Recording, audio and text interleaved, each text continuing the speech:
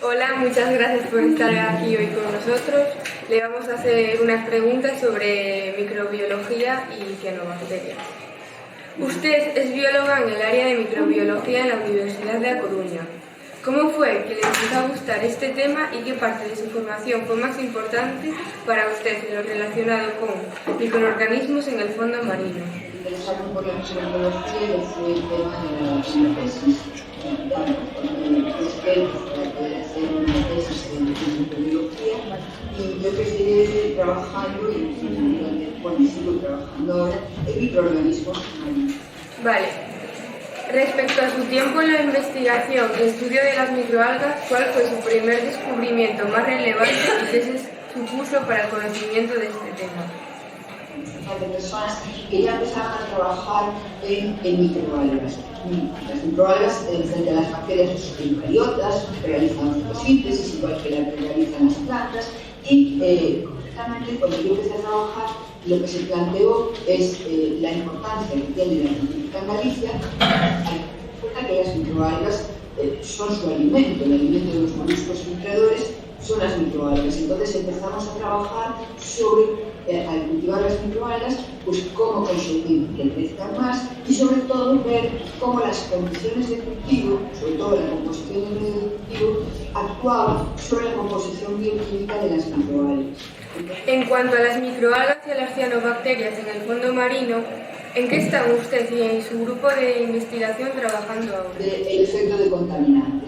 Como son el primer nivel de la cadena trófica, tanto en aguas dulces como en aguas marinas, pues evidentemente cualquier contaminante que les afecte va a transferirse normalmente a lo largo de la cadena. Usted antes dijo que estudiaba las microalgas y su crecimiento. ¿Cómo estudia usted las microalgas y qué problemas se presentan al estudiarlas?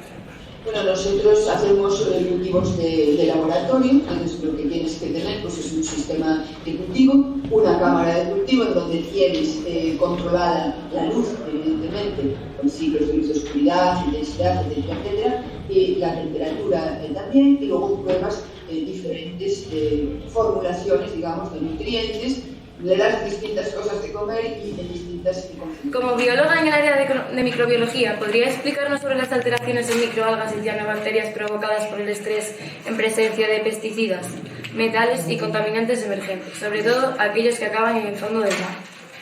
Cada tipo de contaminante pues, va a tener efectos diferentes. Nosotros los hemos estudiado, los hemos estudiado a nivel de estructuras celulares, hemos hecho estudios de microscopía electrónica, hemos hecho estudios de composición bioquímica, como antes se decía, hacemos estudios también fisiológicos, de qué medida se ve afectada fundamentalmente la fotosíntesis, y ya llevamos un par.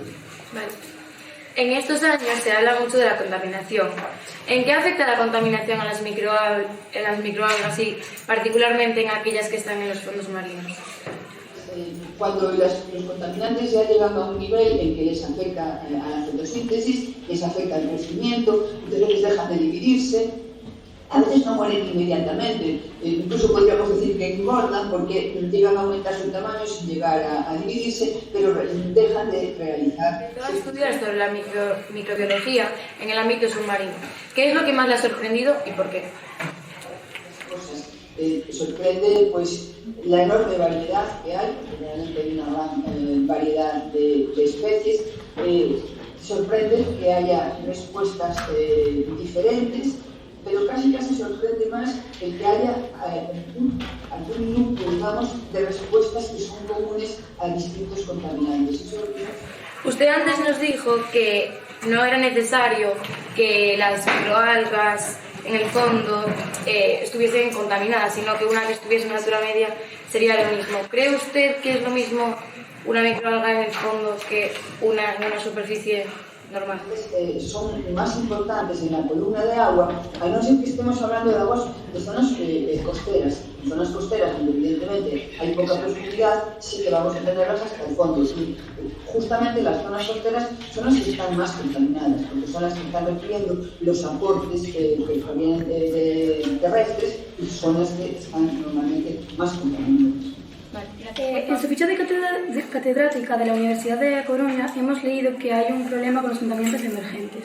¿Qué son y cómo cree usted que se podrían reducir o eliminar, sobre todo de los contaminantes? Frente a las bacterias eucariotas, que realizan fotosíntesis, igual que la que realizan las plantas, y concretamente cuando yo empecé a trabajar, lo que se planteó es la importancia que tiene la identificación. Usted tiene mucho conocimiento acerca de las microalgas.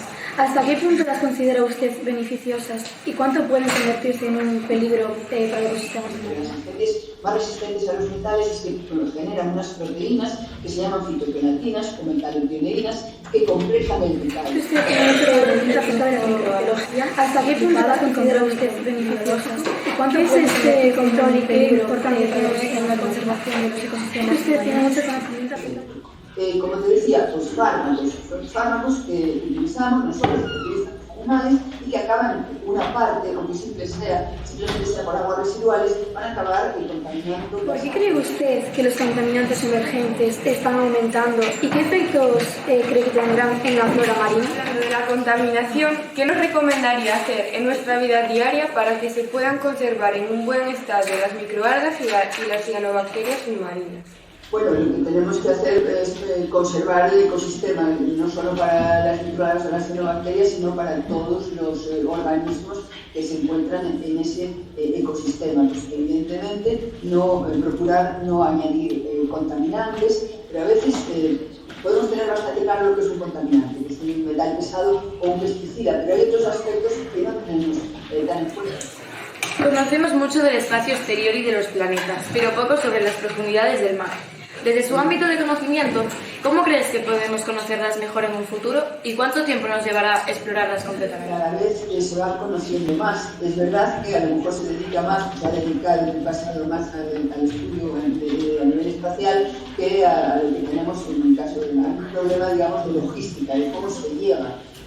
Leía no hace mucho, unas semanas, que está habiendo pues, una interesante exploración de la fosa mariana, que es en las Filipinas, que es lo más profundo que tenemos ahora mismo en nuestro planeta. Yo creo que fundamentalmente es disponer de las capacidades tanto de llegar... Mirando al futuro, ¿qué avances supondría el conocimiento detallado de la flora submarina y cómo afectará esto a la ciencia y al planeta?